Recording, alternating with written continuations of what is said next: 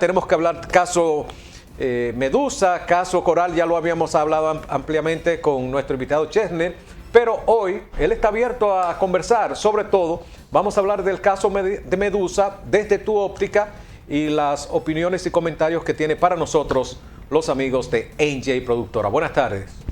Sí, muy buenas tardes. Para mí, como siempre, un placer estar por aquí con ustedes. El placer es nuestro. Y poder conversar sobre estos temas, que son temas que están muy en boga. En estos días pasa como pasó en su momento, en el tiempo de Hipólito Mejía, con aquel caso emblemático que fue el caso Baninter, que fue un caso que se discutió muchísimo. Y pues de alguna manera tiene uno el interés, como estudioso del derecho, de dar algunas opiniones que pueden ser controvertidas con respecto al proceso, más que nada, y al manejo de los actores, ¿por qué no? Ya sabemos que hay varios de los imputados que fueron sometidos a medida de coerción restrictiva de libertad y otros están sometidos a otras medidas que también son restrictivas de libertad, pero que permite que estén fuera de un recinto carcelario, porque parte de ellos fueron sometidos a prisión domiciliaria, que para el efecto procesal es lo mismo que la prisión preventiva. Máxime cuando la persona a la hora de abandonar el hogar necesita tener ciertos permisos y limitantes. Pues recordamos el caso, por ejemplo, de la esposa de César el Abusador, que estaba bajo prisión domiciliaria, que ante conocimiento de que ella, a pesar de que fue al médico, y así ella lo expresó, de que ella se desplazó fuera del hogar sin permiso, pues ya le estaban pidiendo la variación a prisión preventiva dentro de un recinto carcelario. Chesner, primero agradecer que estés de nuevo con nosotros, aquí hablando de estos temas que apasionan tanto, porque el público no conoce mucho, pero le gustan estos temas. ¿Cómo que no conoce mucho? Aquí hay gente que nada más vive dándole seguimiento a todo este tipo de temas. Pero no lo conoce de manera empírica, ¿sabes? Entonces aquí es bueno tener a alguien que sepa de lo que está hablando para que informemos y orientemos a la población y nosotros orientarnos también. ¿Por qué en este caso, a diferencia de los otros, el Ministerio Público solicita prisión preventiva casi para todo el mundo, como generalmente lo hace? ¿Por qué en este caso se divide y a la mayoría no le dan la prisión preventiva, sino prisión domiciliaria, de hecho hasta pago de fianza a algunos de ellos? ¿Por qué en este sí, diferente a los otros casos? Sí, mira, recuerda que en el caso Pulpo, que fue el primer caso, recuerda que José Alejandro Vargas hubo a uno de los imputados que ni siquiera le colocó medida de coerción, que fue a un caballero que era un empresario que se decía que tenía negocios, y dentro de la argumentación que dio José Alejandro Vargas dijo que él entendía que esa persona simplemente hizo un negocio como cualquier ser humano, pero que no tenía conocimiento, es decir, no tenía dominio de ningún hecho delictivo. Y a esa persona recordamos que fue presentación periódica, que le decía ni garantía económica ni nada. Entonces, ese fue, creo que, el único que se dejó en estado de libertad en ese proceso. En estos casos, y es algo que tú tienes que observar, por ejemplo, te voy a poner un ejemplo palpable. Está el caso del asesor. El asesor, que es periodista y que es parte de una, vamos a decir, una empresa multimedia que se encarga de asesoría, de manejo de situaciones de riesgo. ¿Qué situaciones de riesgo? Bueno, cuando una institución está pasando por, vamos a decir, por un descrédito o que quiere mejorar su imagen, contrata a una institución comunicacional que maneje las redes y que maneje la imagen corporativa. De eso se encargaba ese comunicador y gerente de esa empresa, que lo apresaron en Jarabacoa, donde él vive. ¿Qué decían de él? Bueno, que él le habían pagado 20 millones de pesos, que él dice que no son 20 millones de pesos, sino 16 millones de pesos, y que esos 16 millones no se lo pagaron a él, sino a su empresa por servicios prestados, que en un principio el contrato se decía que era para unos cursos y que luego el objeto de contrato se cambió y que él dio el servicio en otras cosas. Entonces, por ejemplo, en el caso de él, eso ni penal era.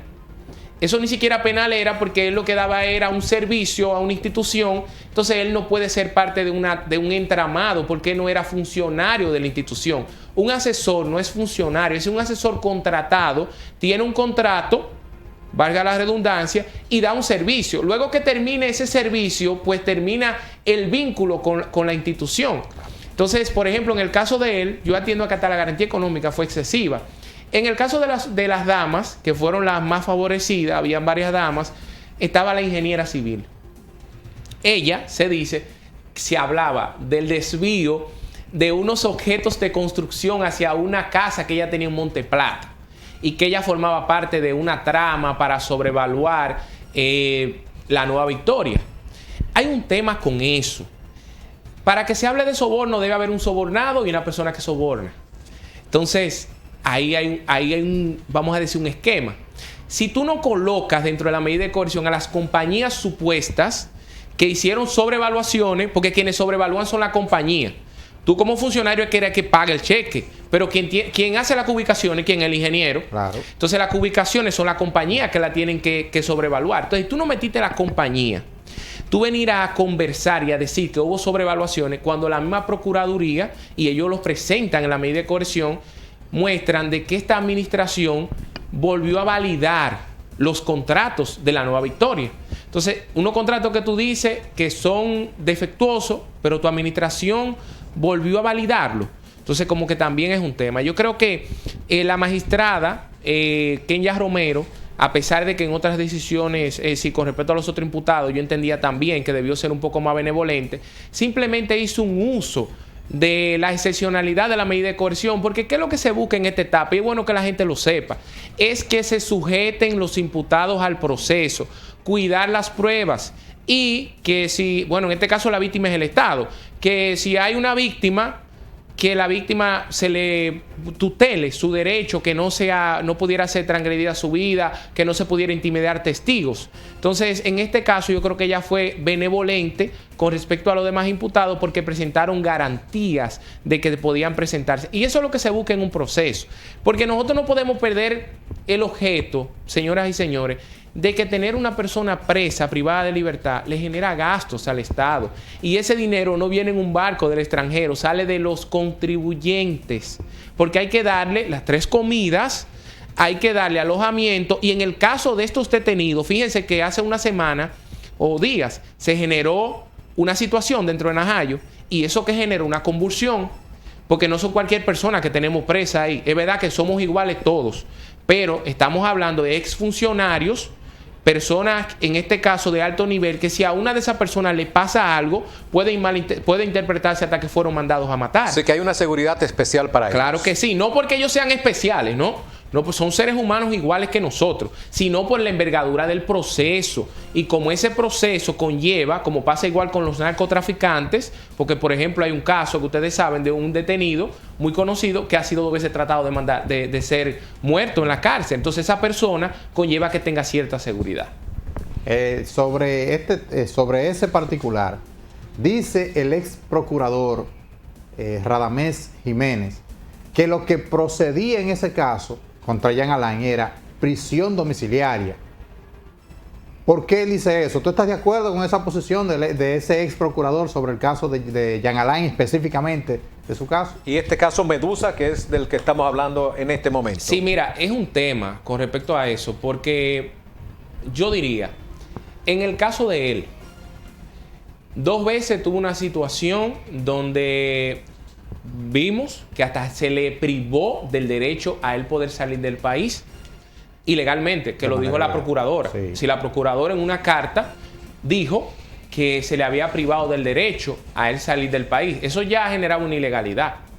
Ahora yo entiendo, si él hasta seguridad se le tiene, que mucha gente lo discutió, pero yo entiendo que sí, porque es una persona que persiguió casos en contra de personas que hoy están sometidas, en el caso de Brecht, que pudiéramos tener la idea que usted entienda sobre ese caso, pero él en un momento se la jugó por el Estado.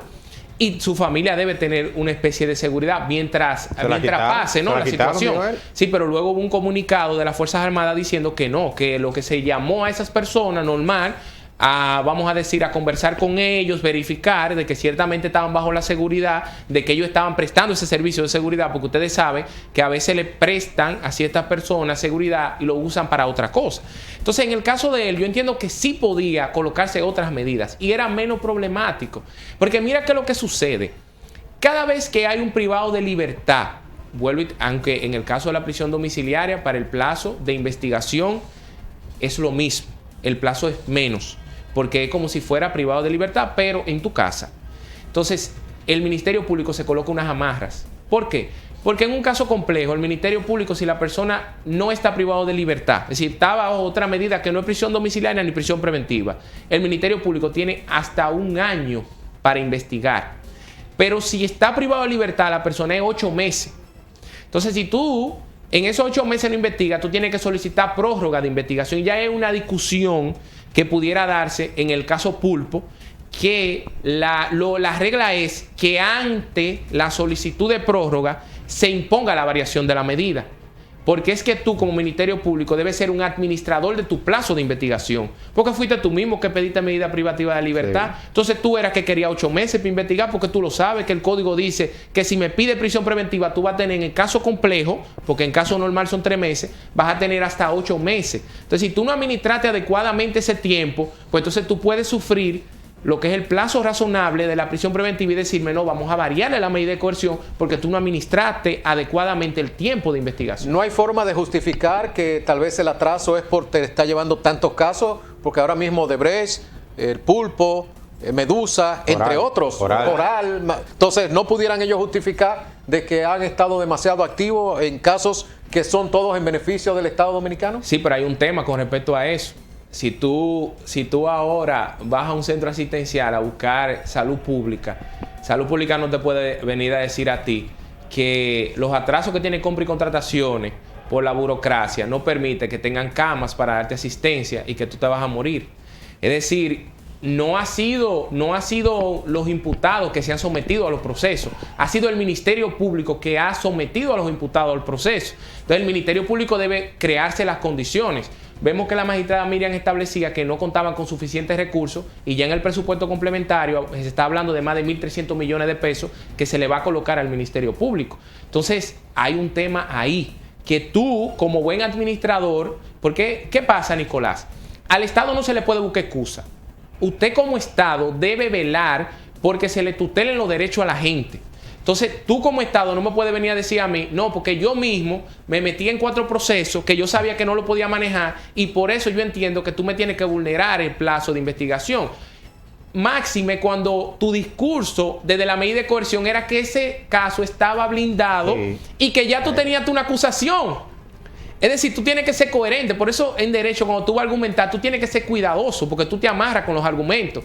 Si nosotros vemos los videos de diciembre pasado, se decía en el caso Pulpo que ya eso estaba blindado, que ya eso estaba listo, que eso te podía acusar con eso.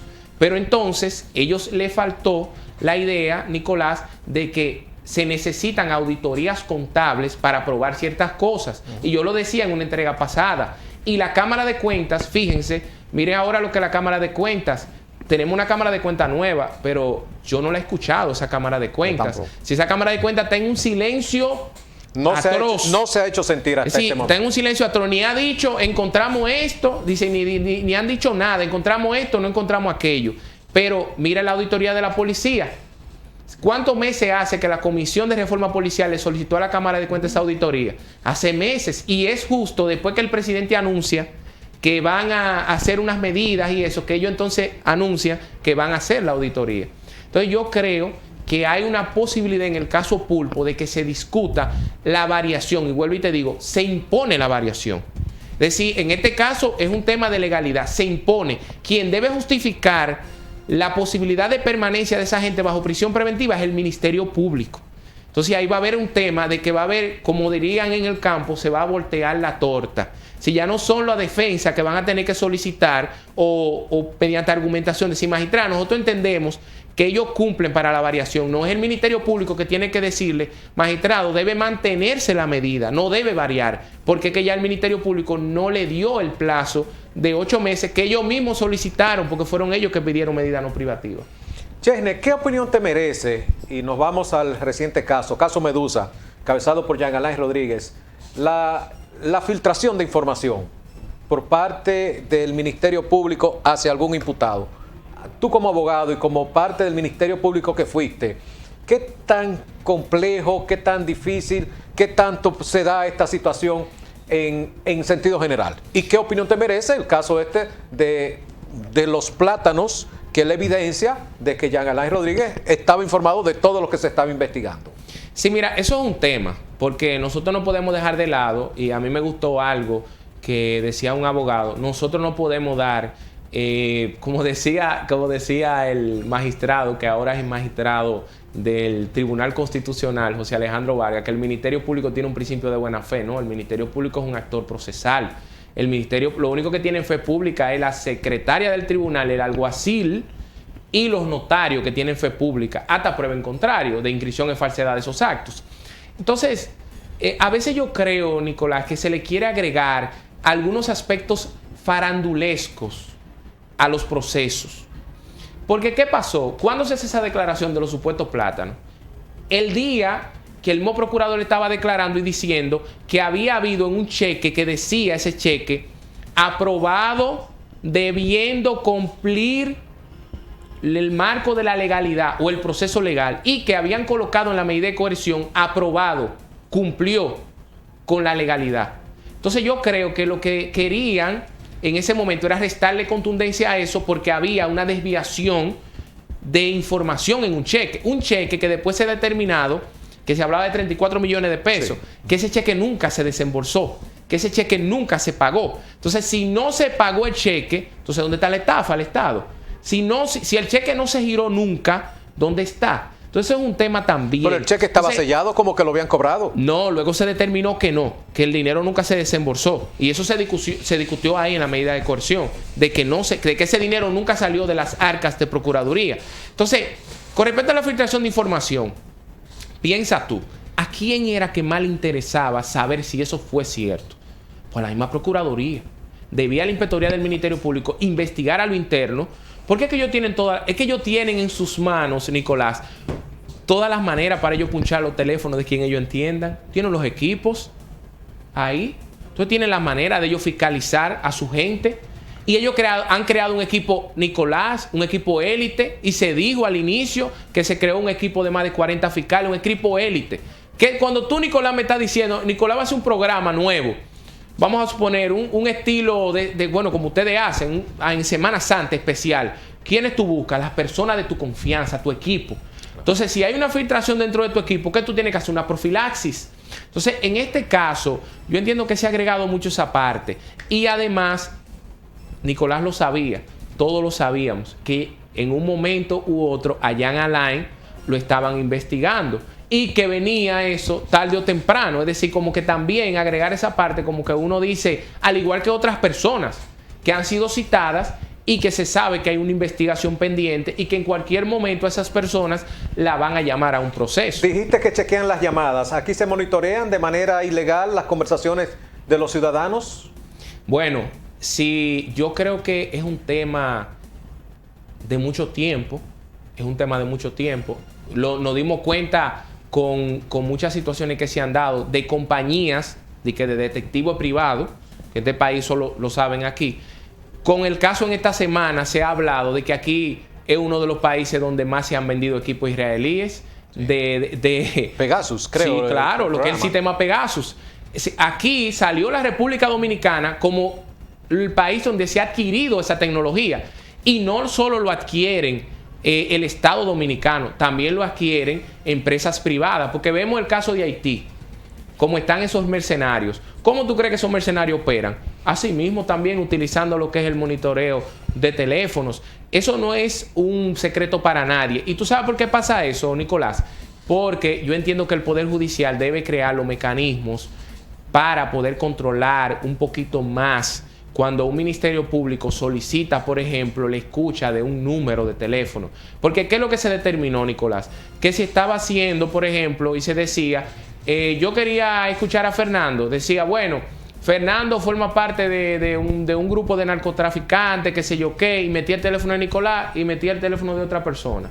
Y ahí se iban 2 o 3 teléfonos. Entonces no hay un escaseo tecnológico porque el Poder Judicial no cuenta con las condiciones para poder decir si realmente ese número es de Fernando o es de Nicolás. Pero también aquí pasa algo, que ahora Indotel tiene un plan para eso.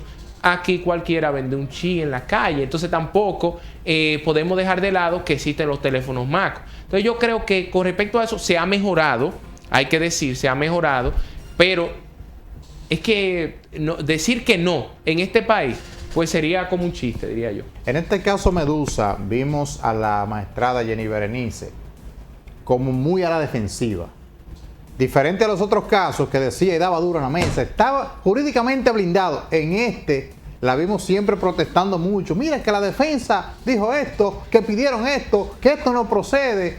Este caso, tú que has visto el expediente, está más débil o menos fuerte que los casos anteriores, y eso fue lo que provocó que Jenny Berenice estuviera de esa manera. Que hasta un manoteo se dice que ocurrió. Ese mismo día que cuando ella salió y dijo lo de los plátanos, porque fue que hubo realmente una situación que se salió de control en el tribunal. Y si hubo, así como usted dice, hubo un manoteo entre el imputado principal y la procuradora, que era, a mi juicio, yo creo que, bueno, y decían hacer perdón en un tuit los otros días, la pasión a veces desborda, pero nosotros tenemos que mantener la compostura dentro del tribunal, y es una falta de respeto, a mi juicio, no solo a la juez, a los defensores, a los imputados, hasta a ti mismo. Pero, Fernando, esa es la personalidad de Jenny Berenice Reynoso. Desde que era procuradora en Santiago, siempre ha sido su personalidad. Lo que yo sí te puedo decir con respecto a este caso es que hay muchos temas, y más con respecto a la posibilidad que tú tienes de probar de que la cabeza de la institución tenía el control y dominio de todo y cada una de las acciones que pudieran ejecutar una señora que estaba en un almacén en la provincia de Santo Domingo, que ahora dice que ella dice unas televisiones y esto, pero después que ella la agarran presa, que tenía más de un año ella llevándose las televisiones. Y qué bueno, porque cuando tú estás preso y te dicen, Fernando, mira, te vamos a ofrecer un acuerdo para que tú te direcciones por aquí, porque algo de este caso, porque a veces, vuelvo y te digo, nos vamos por, como diría Sabina en una canción, nos vamos por las ramas, nos vamos por hacia los otros lares y no nos vamos por lo importante. El periodista asesor dijo que en los interrogatorios, ahí está la entrevista que le hicieron, el video que él hizo, le dijeron, usted tiene derecho hasta a mentir. Eso le dijeron, sálvate, te vas a joder por otra persona, usted tiene derecho hasta a mentir. Y él dijo que yo no puedo decir lo que yo no vi.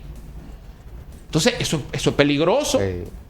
Eso es peligroso, Nicolás, porque si a mí me tienen a mí aquí maniatado y yo veo mi libertad en peligro, en un momento como este, caótico, donde la Procuraduría tiene una aprobación enorme de sus actuaciones, incuestionable. Si ahora la Procuraduría puede, y disculpen el término, quizá poner un huevo y no se ve, porque tiene una gran aprobación. Ya lo hicieron. Quizá nada más el presidente de la República tiene más aprobación que la Procuraduría en este momento, a nivel cualitativo y cuantitativo.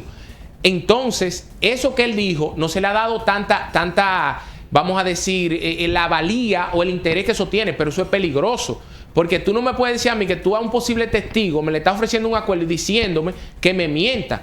Pues estamos nosotros en lo mismo que estaba Sergio Moro en Brasil. Y recordamos de Sergio Moro, que Sergio Moro hace unos años tenía una aprobación altísima. Hoy en día Sergio Moro no vale un peso en Brasil. Y Lula da Silva posible presidente nuevamente de Brasil. Entonces tenemos que tener cuidado con eso. Yo estoy de acuerdo que se persigan los hechos delictivos. Yo estoy de acuerdo que el que se robó un peso del erario público que cumpla. Pero debemos hacerlo nosotros en base al debido proceso para que no pase como una frase que nosotros conocemos mucho, que Bertolt Brecht se la acreditan a él, pero es de otra persona, él citándolo, que ayer buscamos a los judíos, como yo no era judío, yo nunca me sentí inmutado. Vinieron a buscar los italianos, yo tampoco era italiano y tampoco me inmuté. Hoy me vienen a buscar a mí, no hay nadie que pueda abogar por mis derechos. Entonces, por eso, cuando hablamos de debido proceso, hay mucha gente, bueno, que nada más debido proceso cuando son los grandes, vamos a decir, infractores de la ley. No, debido proceso hasta para el que sustrae un aguacate. Porque es que nosotros como país hemos decidido votar leyes y una constitución donde se respeten los derechos de cada uno de nosotros. Y así como no tenemos el derecho de venir aquí, sobre la base del respeto al derecho ajeno, a venir a decir lo que pensamos aquí, también tenemos el derecho, o todo el mundo tiene el derecho, de que se les respeten las garantías. Chesner, pero hay una situación. Decía César que al pueblo hay que darle circo y pan. Y el que se roba un aguacate no crea el morbo ni crea el circo. Entonces, es un asunto también de entender el momento que estamos viviendo, ¿no? Sí, pero nosotros no podemos... Mira qué es lo que sucede, y ahí me voy yo con Ortega y Gasset, la rebelión de las masas, que Ortega y Gasset decía que las masas no saben lo que quieren. Porque las masas, y bueno, te voy al caso de Sergio Moro. Señores, Sergio Moro, y pasó también con Baltasar Garzón, ustedes recuerdan que Baltasar Garzón tenía una aprobación grandísima en España y después cometió un error haciendo citaciones hasta transnacionales. ¿Y quién es Baltasar Garzón? No vale un peso. Hoy en día perdió hasta la magistratura. Entonces hay que tener cuidado con eso, porque recordamos, señores, ¿qué pasó en la política? Personas que antes eran cuestionadas, y ustedes saben, personas que eran cuestionadas, hoy son los que cuestionan. Hoy son los que cuestionan, porque el tiempo, hay gente que las recicla. Hay gente que las reciclan. Entonces hay que tener cuidado con eso. Las instituciones, Nicolás, no pueden actuar al ritmo de lo que la gente quiera, la mayoría. ¿Por qué, Nicolás? Porque tú sabes que aquí existen los bots y aquí te crean opinión pública rápidamente a través de Twitter y de Facebook, y necesariamente es una opinión orgánica, pero eso direcciona el pensar de la gente. Entonces, en un país como este hay que tener mucho cuidado con eso, porque periodos presidenciales que tuvieron, vamos a decir, aprobaciones altísimas, y figuras que tuvieron aprobaciones altísimas, en un momento u otro, pues esa aprobación se le fue de manera negativa hacia ellos. Entonces es mejor hacer la cosa de manera correcta, como la norma lo establece, para que eso no se te, y ya tenemos ejemplo, Nicolás, no se te vaya en contra tuya. En el caso de Jean Alain Rodríguez, sus abogados han dicho que van a apelar la decisión. En esta apelación, ¿tú crees entonces que pueda Jean Alain lograr la libertad, aunque sea condicionada? Bueno, hay muchos temas ahí de discutir. Yo entiendo que todos tienen la posibilidad, todos, porque no solo está él. Lo que pasa es que él es la cabeza, por eso lo mencionamos. Está la figura de él, vamos a decir, y en quien se ha colocado, porque se ha querido también, porque hay un manejo de un marketing. Bueno, hoy yo lancé un artículo hablando de eso, del marketing penal. Se ha querido y se han creado también, a través de manejo mediático, crear una figura negativa para que todo el mundo lo vea como un ente de desdén, y que de alguna manera también, como hicieron con Juana de Arco, que en un momento la quemaron en la hoguera por bruja y después tuvo la iglesia que pedir perdón por eso años después. Entonces, ¿qué sucede? Yo creo que está la posibilidad, y en este caso, aunque todavía está en ciernes el caso está muy débil. Y está muy débil, Nicolás, porque, y Luis Fernando, muchachos, aquí, porque que hay un tema. Yo creo que hay un temor de cuestionar a quienes construyeron la Nueva Victoria por un tema de lazo con este mismo gobierno. Entonces, si va a pasar igual que pasó con el caso de Brecht, si nosotros nos metemos los consorciados ahí, entonces hay un sobornador, pero no hay un sobornado. Hay un tema ahí. Hay un tema. Entonces, eso vuelvo y te digo, crea mucha debilidad en el proceso. No puedo aprovechar la oportunidad de preguntarte el caso de Brecht. Se dice que está en las finales. Para ti, y como conocedor de los procesos, ¿realmente entiendes que está en las finales o esto apenas comienza? ¿Y por qué? Bueno, mira, tú sabes que, en las finales procesales del juicio, ahora ya van para No, porque hay gente que cree que esto ya se acabó. Van para y que algunos serán condenados y que otros quedarán libres. Por eso que yo te digo, Nicolás, que uno debe tener hasta cuidado en los medios de comunicación cuando uno ataca figuras. Señores, porque Ángel Rondón Rijo era el supuesto hombre de maletín, el hombre de maletín. Hoy Ángel Rondón Rijo tiene tiene hasta, yo diría que un asistente para rechazar entrevistas.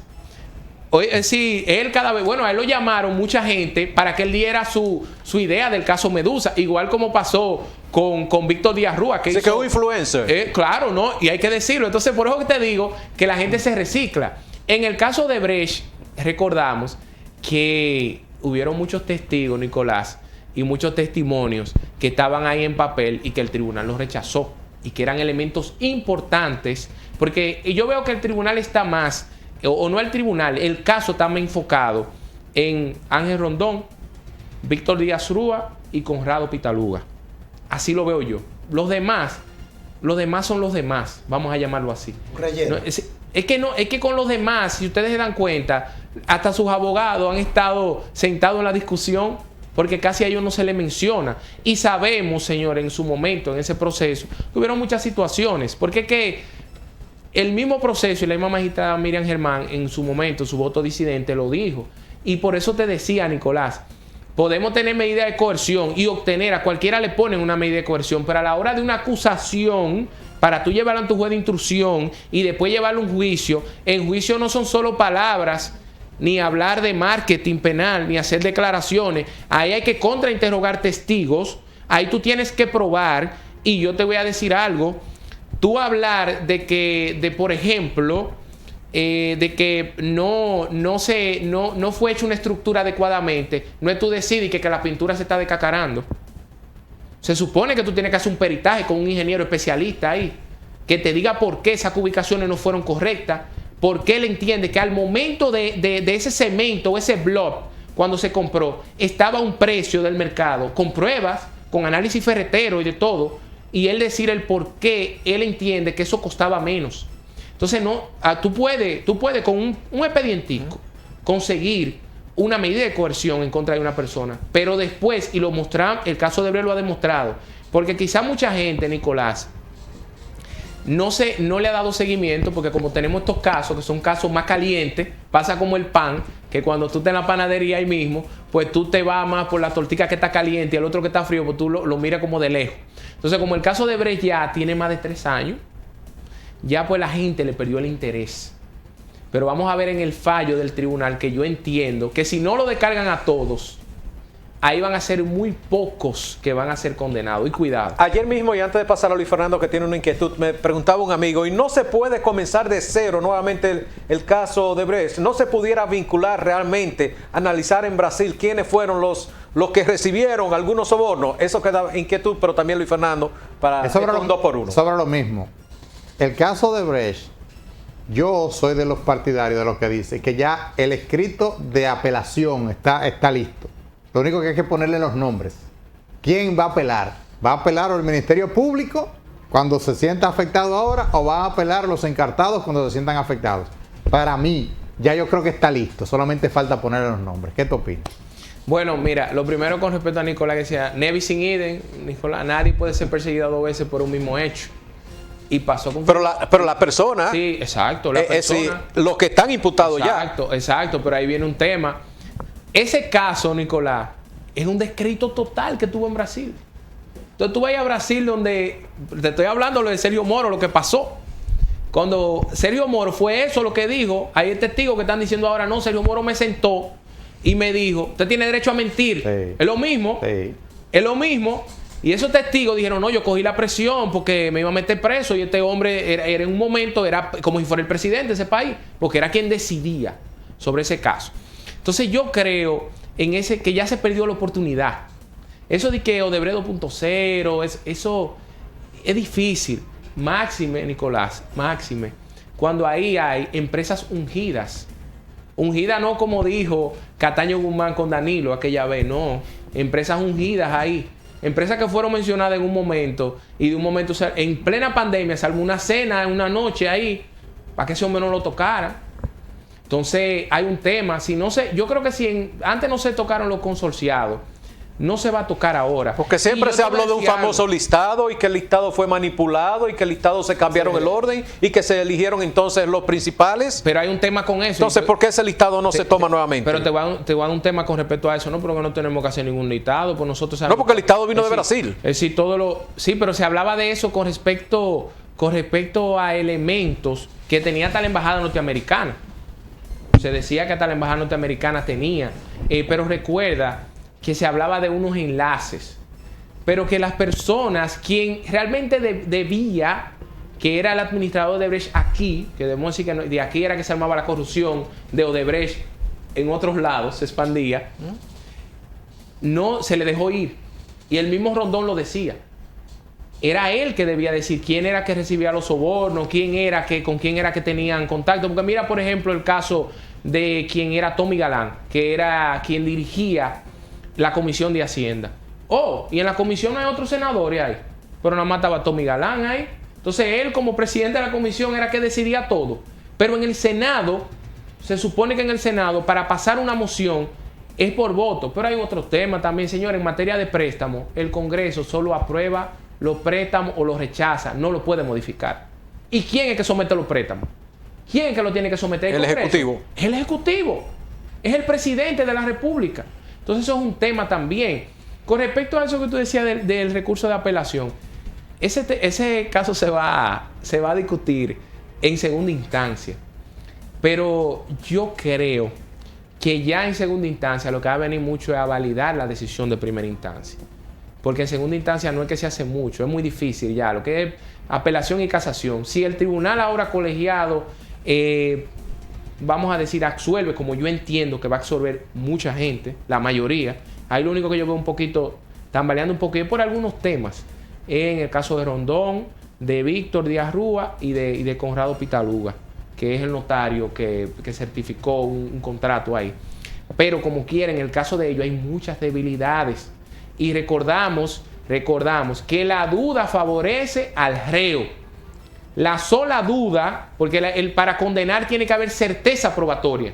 Entiéndase, certeza. Si la sola duda que le dé al tribunal, una duda que al tribunal le dé, y es un tribunal que debemos decir, señores, ahí hay 3 mujeres, que esas 3 mujeres saben lo que tienen en la mano. Esas no se dejan meter presión por nadie.